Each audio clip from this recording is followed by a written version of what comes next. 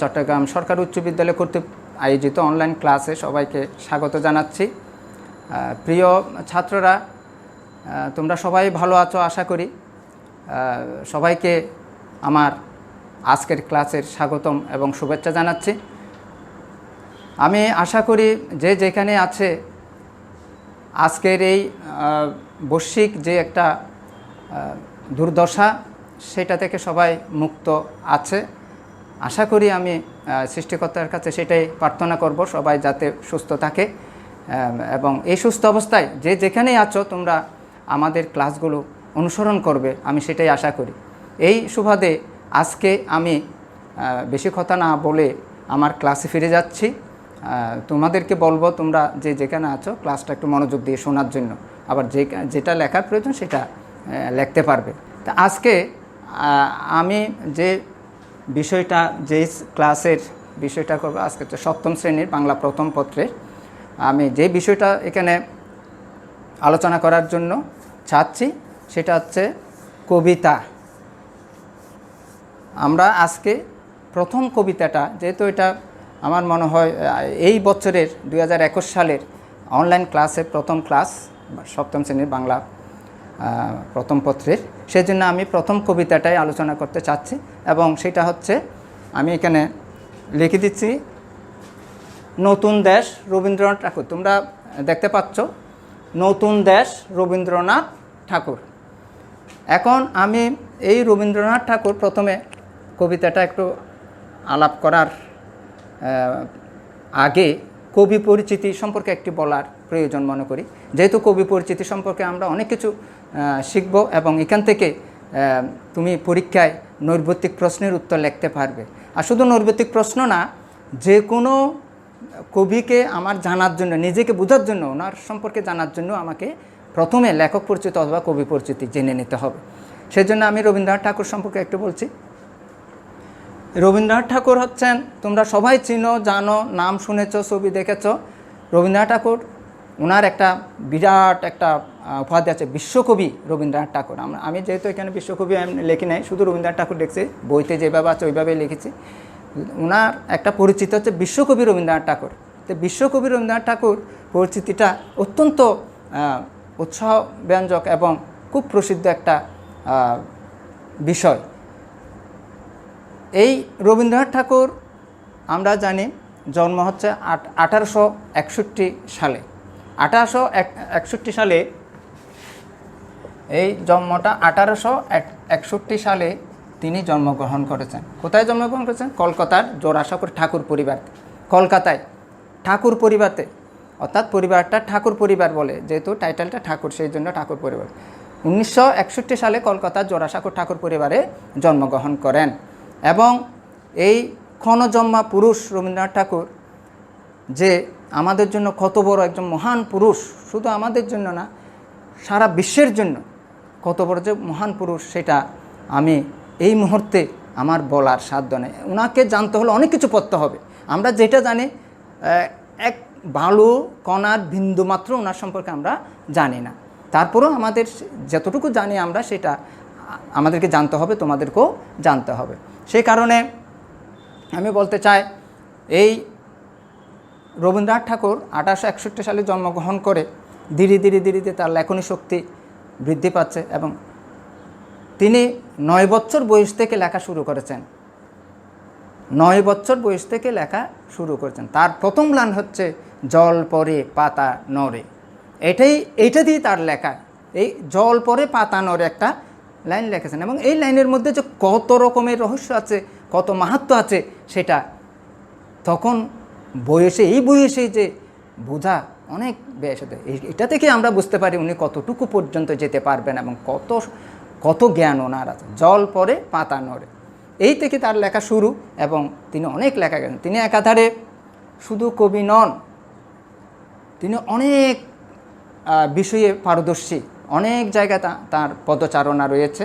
সেই ক্ষেত্রে তিনি একজন সাহিত্যিক, নাট্যকার, নাটক লেখেন, অভিনয় করেছেন, অভিনেতা, চিত্রশিল্পী।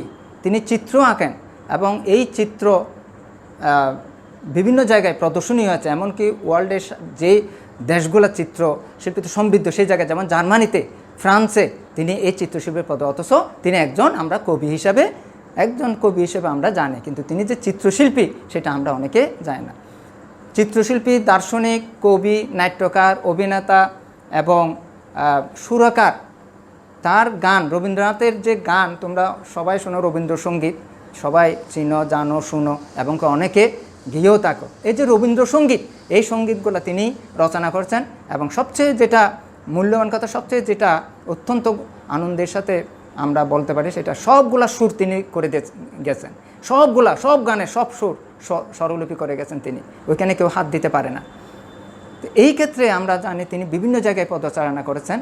আমরা শুধু কবি হিসাবে তাকে দেখলে ভুল করব, তিনি তার পদচারণা এই বিশ্বে, এই ধরনেতে অনেক জায়গায় অনেক ক্ষেত্রে আছে। তা আমরা এই রবীন্দ্রনাথ ঠাকুরের সম্পর্কে কিছুটা আমি এখানে বলছি, যেহেতু লেখক হয়তো অনেক কথা, আমি সবগুলা বলতে চাচ্ছি না। এবং তার একটা বিশাল যেটা আমি বলতে চাবো এখন, যেটা তোমাদের কাছে বলবো অত্যন্ত ইম্পর্ট্যান্ট, তিনি এই এশিয়া মহাদেশের সর্বপ্রথম নোবেল পুরস্কার প্রাপ্ত একজন ব্যক্তি, যিনি 1913 সালে বাংলা সাহিত্যে নোবেল পেয়েছেন। 1913 সালে, এটা মনে রাখতে হবে। 1913 সালে বাংলা সাহিত্যে এশিয়াদের মধ্যে প্রথম নোবেল পুরস্কার পেয়েছেন ভারতের এই রবীন্দ্রনাথ ঠাকুর, বাংলা সাহিত্যের মধ্যে। এই রবীন্দ্রনাথ ঠাকুর যে নোবেল পুরস্কারটা পেয়েছেন, এটা কী লেখে সেটাও তোমরা জানো, আমার মনে হয় গীতাঞ্জলি লেখে। গীতাঞ্জলি কাব্যগ্রন্থ লিখে তিনি নোবেল পুরস্কার, গীতাঞ্জলির ইংলিশ অনুবাদ করে সেই গ্রন্থের মধ্যেই তিনি নোবেল পুরস্কারটা প্রাপ্ত হয়েছেন। আর তার আরও একটা পরিচিতি, এতক্ষণ আমরা তিনি কি কি লিখেছেন, কি কি করেছেন, সেগুলা তার সবচেয়ে বড় যেগুলো, যার নাম তার কাব্যগ্রন্থের মধ্যে সবচেয়ে যেগুলো মূল্যবান, সেগুলো হচ্ছে মানসী, সোনার তরী, চিত্রা, খনিকা, বলাকা ইত্যাদি কাব্যগ্রন্থ অত্যন্ত জনপ্রিয় এবং এগুলো বেশি নাম করেছেন। আরও অনেক লিখেছেন, এগুলো তার মধ্যে সমাদৃত। এবং শিশুদের জন্য তিনি শিশু বুলানাথ আর খাপছাড়া এরকম কতগুলা কাব্যগ্রন্থ লিখেছেন। তিনি আবার ভ্রমণ কাহিনী লিখেছেন। সবচেয়ে বাংলা মানে এই উপমহাদেশের মধ্যে প্রথম ছোটো গল্প লিখেছেন রবীন্দ্রনাথ ঠাকুর, প্রথম ছোটো গল্প। তো এইভাবে আমরা আজকে রবীন্দ্রনাথ ঠাকুরের সম্পর্কে একটু বলেছি কবি পরিচিতি। আমি আর বেশি কবি পরিচিতির দিকে যাব না। এখন আমরা মূল কবিতা নতুন দেশে একটু আলাপ করব। এই নতুন দেশ কবিতাটা আমি একটু পড়তেছি, সবাই মন দিয়ে শুনবে। নতুন দেশ কবিতাটা। নতুন দেশ রবীন্দ্রনাথ ঠাকুর। নদীর ঘাটের কাছে নৌকো বাঁধা আছে, নাইতে যখন যাই দেখি সে জলের ঢেউ নাচে। আজ গিয়ে সেইখানে দেখি দূরের পানে, মাছ নদীতে নৌকো কোথায় চলে ভাটার টানে। জানি না কোন দেশে পৌঁছে যাবে শেষে, সেখানেতে কেমন মানুষ থাকে কেমন বেশে। থাকে ঘরের কোণে সাত জাগে মোর মনে, অমনি করে যাই ভেসে ভাই নতুন নগর বনে। দূর সাগরের পারে জলের ধারে ধারে, নারিকেলের বনগুলি সব দাঁড়িয়ে সারে সারে। পাহাড় চূড়ো সাজে নীল আকাশের মাঝে, পাহাড় চূড়া সাজে নীল আকাশের মাঝে। বরফ ভেঙে ডিঙ্গিয়ে যাওয়া কেউ তা পারে না যে। কোন সে বনের তলে নতুন ফুলে ফলে, নতুন নতুন পশু কত বেড়ায় দলে দলে।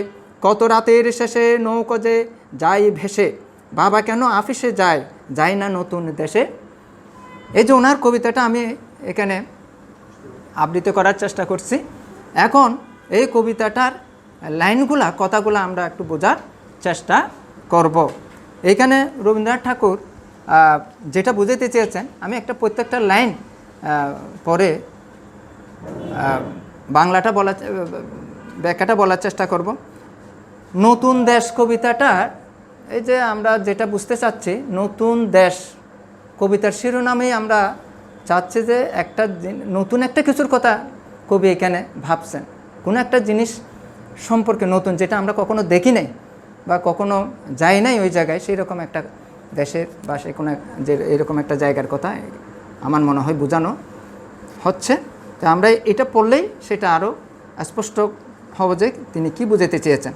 নদীর ঘাটের কাছে নৌকো বাঁধা আছে। আমি প্রত্যেকটা লাইন একটু বোঝানোর চেষ্টা করছি, ভালো করে দেখো। নদীর ঘাটের কাছে নৌকা বাঁধা আছে, নাইতে যখন যাই দেখি সেই জলের ঢেউয়ে নাচে। একটা নৌকা নদীর ঘাটের মধ্যে বাঁধা আছে। আমরা সাধারণত যে কোনো নদীতে গেলে নৌকা যেখানে থাকে ঘাটে গেলে আমরা দেখি অনেক ঘাটের মধ্যে নৌকা বাঁধা থাকে, আবার মাছ নদীতে কত নৌকা চলে। এখন একটা নৌকা নদীতে বাঁধা আছে, নাইতে মানে স্নান করতে, আমরা যখন গোসল করতে যাই বা স্নান করতে যাই তখন সেই নৌকাটা ওইখানে বাঁধা দেখি ঘাটের মধ্যে। এবং কীভাবে দেখি, সেটা জলের মধ্যে ঢেউয়ে নাচতেছে, অনেক সময় নৌকাটা নড়তেছে ঢেউয়ে, এইভাবে করে আমরা নৌকাটাকে দেখি। আজ গিয়ে সেইখানে দেখি দূরের পানে মাছ নদীতে নৌকা কোথায় চলে ভাটার টানে। আবার আরেকদিন গিয়ে দেখি যে ওই নৌকাটা সেখানে নাই, ওইটা ভাটার টানে কোথায় দূরে চলে গেছে।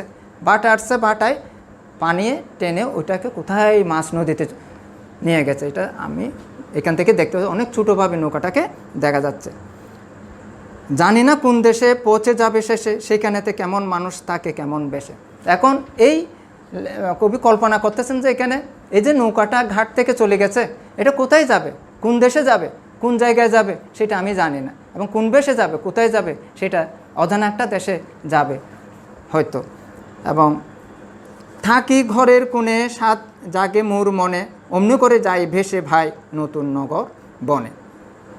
থাকি ঘরের কোণে, আমরা তো সবসময় ঘরের কোণে থাকি, সব সময় ঘরের মধ্যে বসে থাকি, ঘরে দরজা জানলা বাঁধে অনেক সময় বসে থাকি, ঘরের মধ্যে বসে থাকি।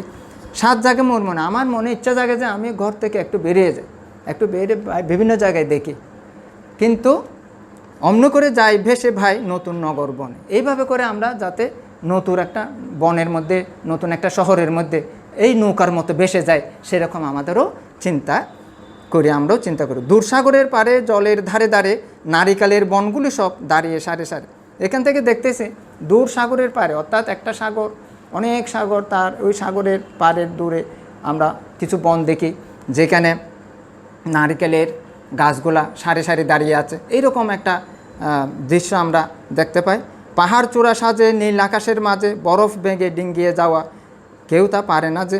মানে এই যে পাহাড়, নদী, মাছ, এগুলোকে ডিঙ্গিয়ে কেউ যেতে পারে না, সেটা লেখা হচ্ছে যে এগুলোকে ডিঙ্গিয়ে কেমনে যাবে। এগুলো একটা সামনে, আমার সামনে পাহাড় আছে, এই পাহাড়কে ডিঙ্গিয়ে আমি যাব কেমনে, সেটা একটা দুঃসাহস। একটা নদী মাঝখানে পড়ে গেছে, এই নদীটা পার হয়ে আমি কেমনে যাব, এইরকম একটা চিন্তা ভাবনা আমাদের মনে থাকে, এবং এটা চিন্তা করে আমরা সামনের দিকে এগোতে চাই না। খুনসে বনের তলে নতুন ফুলে ফলে, নতুন নতুন পশু কত বেড়ায় দলে দলে। অর্থাৎ কোনো একটা বনের মধ্যে যে বন, যেখানে অনেক নতুন ফুল ফুটেছে, আবার কোনো একটা বনের মধ্যে অনেক নতুন পশু দলে দলে ঘুরে বেড়াচ্ছে। কত রাতের শেষে নৌকা যে যায় ভেসে, বাবা কেন অফিসে যায়, যায় না নতুন দেশে। এখন তার মনে প্রশ্ন জাগতেছে, কত রাতের শেষে নৌকা যায় যে ভাসে, কত রাতের শেষে কত নৌকা কোথায় চলে যাচ্ছে ভেসে ভেসে। কিন্তু তার মনে একটা ইচ্ছা হচ্ছে, তার মনের একটা প্রশ্ন হচ্ছে, কৌতূহল হচ্ছে, আমার বাবা শুধু অফিস মানে, এখানে বুঝছো অফিস মানে অফিস, এই আমার বাবা যে অফিসে যায় শুধু, কিন্তু কোনো নতুন দেশে যায় না কেন, তার এটা একটা প্রশ্ন। এবং কবিও এখানে একটা প্রশ্নবোধক চিহ্ন দিয়েছেন, তোমরা বইতে দেখতেছো, এটাই তার জিজ্ঞাসা। এখন এই কবিতাটা আমি প্রত্যেকটা লাইন এখানে পরে বলার চেষ্টা করেছি, আশা করি তোমরা বুঝতে। আমি আবার থিমটা, সারমর্মটা এটা বলার চেষ্টা করতেছি। এখানে লেখক যেটা, অর্থাৎ তোমাদের এটাই জানতে হবে যে কোনো সৃজনশীল প্রশ্ন লেখার জন্য আমার থিমটা জানতে হবে, সারমর্মটা জানতে হবে। এখানে লেখক কী নিয়ে চিন্তা করছেন, কী সম্বন্ধে এই কবিতাটা লিখেছেন, বিষয়টা কী, ভাবটা কী, এটাই আমাকে আসল জানতে হবে, তাইলে আমি যে কোনো প্রশ্নের উত্তর লিখতে পারবো। তো সেটা আমি একটু আবার বলতেছি। এখানে নতুন দেশ, তোমরা জানতেছো একটা নতুন দেশ নিয়ে লেখক কবি কবিতাটা লিখেছেন।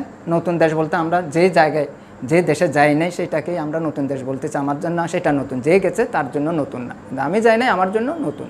এখানেও কবি বলতেছেন যে একটা নতুন দেশ, নতুন দেশকে নিয়ে কবি যে কবিতাটা লিখেছেন তার মধ্যে তিনি বোঝাতে চাচ্ছেন যে একটা নৌকা যখন ঘাটে বাঁধা থাকে, সেই নৌকাটা মাঝে মাঝে আমরা ঘাটে গেলে দেখি সেটা জলের ঢেউয়ে নাচতে থাকে, আবার আরেকদিন গেলে দেখি সেই নৌকাটা জলের ওই ঘাটের মধ্যে নেই, সেটা কোথায় চলে গেছে, দেখে দূরে, অনেক দূরে চলে গেছে, ছোটো একটা নৌকা দেখা যাচ্ছে। এখন প্রশ্ন যে এই নৌকাটা কোথায় যাচ্ছে, তার কোনো জায়গার ঠিকানা নেই, যেখানে ভাসতে ভাসতে যেখানে যায়, যেখানে গিয়ে পৌঁছে সেটাই তার ঠিকানা, অর্থাৎ নতুন একটা জায়গায় সে যাবে। এইভাবে কত জিনিস, কত কিছু আমরা দেখতেছি। বিভিন্ন জায়গায় নতুন একটা জায়গায় যাওয়ার জন্য আমাদের চেষ্টা থাকতে হবে। আমরা ঘরের কোনো বসে থাকলে হবে না। আমি যদি ঘরে বসে থাকি, নতুন একটা জায়গায় না যাই, তাহলে কিছুই শিখতে পারবো না। এখানে কবির এটাই মূল থিম। আমাকে শিখতে হলে, আমাকে জানতে হলে, আমার পারিয়ে, আমার ঠিকানা পারিয়ে অন্য একটা ঠিকানায় যেতে হবে, তাইলেই আমি অনেক কিছু জানতে পারবো। এইভাবে করে আমার সামনে একটা নদী পড়ে গেছে, এই নদীটা যাওয়ার ভয়ে যদি আমি না যাই, তাহলে ওই পারে কী হচ্ছে সেটা দেখতে পাবো না। যেমন করে ঈশ্বরচন্দ্র বিদ্যাসাগর গিয়েছেন, তোমরা জানো, মায়ের অসুস্থতার কথা শুনে সামনে রাত্রে অনেক রাত, এখন সামনে নদী, খুব বর্ষাকাল, এই নদী পারে কেমনে যাবে? তাহলে খুব অসুস্থ মা, ঘাটের মধ্যে কোনো নৌকা নেই, তারপরও তিনি কিভাবে গেছে তোমরা সেটা জানতে পারো। নিজে সাঁতারে ওই নদী পার হয়ে মায়ের ঘরে চলে গেছে, তার ঘরে মায়ের অসুস্থতার মার কাছে চলে গেছে। তিনি যদি এভাবে ভয়ে ভীত হয়ে গিয়ে আমি তো এখানে ঘাটে নৌকা নেই, কীভাবে যাব, তাইলে তিনি আবার তার পিছনের দিকে ফিরে যেতে হবে এবং মাকে অসুস্থ অবস্থায় হয়তো নাও দেখতে পারতেন, মাকে তার আর দেখা নাও হতে পারত। কিন্তু তার মনের মধ্যে যে একটা জোর আছে, একটা বিরাট একটা আশা আছে, আমার মাকে আমাকে অবশ্যই দেখতে হবে, সুস্থ করতে হবে, সেবা করতে হবে। কত বড় প্রবল জোর থাকলে এই কাজটা হয়, নদী পেরিয়ে অনেক রাতের মধ্যে মাকে দেখতে চান। এইরকম কবিও এই কথাগুলো বলতেছেন, সামনে যেটা বাধা আসুক, আমি যদি না যাই ওইটা পেরিয়ে, তাহলে আমি ওই কাজটা করতে পারবো না। এইভাবে করে আমার পাহাড় সামনে পড়তে পারে, নদী পড়তে পারে, অনেক কিছু, বন বাদর অনেক কিছু পড়তে, কিন্তু সবগুলোকে অতিক্রম করে ডিঙ্গিয়ে আমাকে আমার গন্তব্যস্থলে, আমার নতুন জায়গায় যেতে হবে, তাইলে আমি অনেক কিছু শিখতে পারবো। এইভাবে একজন কৌতূহলী শিশুরও প্রশ্ন জাগে মনে, একজন লোকের প্রশ্ন জাগে যে আমার বাবা সব সময় অফিসে যায়, আমার বাবা ঘর থেকে দেখে সবসময় অফিসে যায়, অফিস থেকে চলে আসে, অফিসে যায়, অফিস থেকে চলে আসে, কিন্তু তিনি কেন নতুন একটা দেশে যাচ্ছেন না? এটাই ওই শিশুটার প্রশ্ন। নতুন দেশে যায় না, শুধু অফিসে যায়, অফিস থেকে আসে, অফিসে যায়, নতুন একটা দেশে যায় না কেন? একটা শিশু এইটাই প্রশ্ন, কৌতূহল হয়ে তিনি জিজ্ঞাসা করতেছেন, আমার বাবা অফিসে যায়, শুধু নতুন একটা দেশে যায় না কেন? তো সুতরাং কবি এখানে যে চিন্তাটা করেছেন, যে উদ্দেশ্য নিয়ে এই কবিতাটা তোমাদের কাছে পঠিতব্য বিষয় হিসাবে রেখেছেন এখানে, সেটার মূল বিষয় হচ্ছে তোমাকে তোমার ঘর ছেড়ে বাইরে নতুন অজানার উদ্দেশ্যে পাড়ি দিতে হবে, তাইলে তুমি অনেক কিছু জানতে পারবে, অনেক কিছু শিখতে পারবে। এই কবিতাটার মূল কথা হচ্ছে সেটা। তাই আজকে মূল বিষয়টা তোমরা জানতে পারছো। আমি একটা এখানে বাড়ির কাজ দেব, বাড়ির কাজটা একটু তোমরা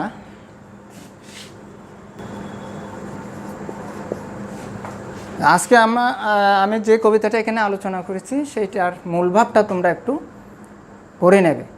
মূল ভাবটা লেখক আমি এখানেও বলার চেষ্টা করেছি, তারপরও তোমরা বইতে গিয়ে বাসায় বই খুলে আবার পড়ার চেষ্টা। মূল ভাব পড়লে তুমি যে কোনো প্রশ্নের উত্তর লিখতে হবে, এটা বাড়ির কাজ থাকবে।